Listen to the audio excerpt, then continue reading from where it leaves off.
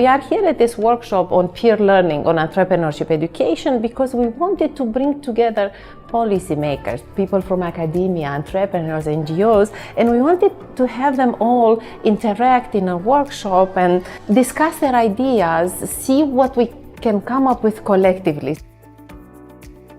So an event like this brings people together to discuss and also share experiences about why entrepreneurship education is important and how we as policymakers make them happen out in the classrooms. Entrepreneurship education also makes students more engaged with entrepreneurship, but they also make them more engaged with schools in general. So therefore, I highly recommend that governments work more with entrepreneurship strategies.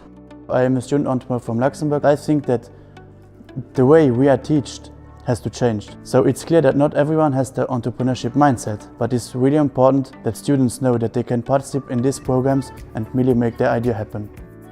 People have to act upon opportunities and ideas to transform them into something valuable for others. Anything that creates value for others is an entrepreneurial venture.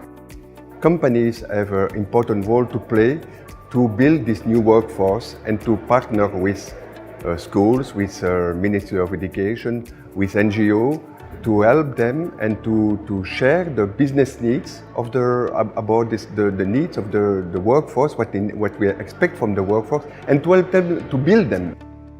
Entrecom gave us definition of entrepreneurship competences on which we can build instruments and tools for our national market. Finally, we have done a lot of meetings before and now we can start to implement a practical tool.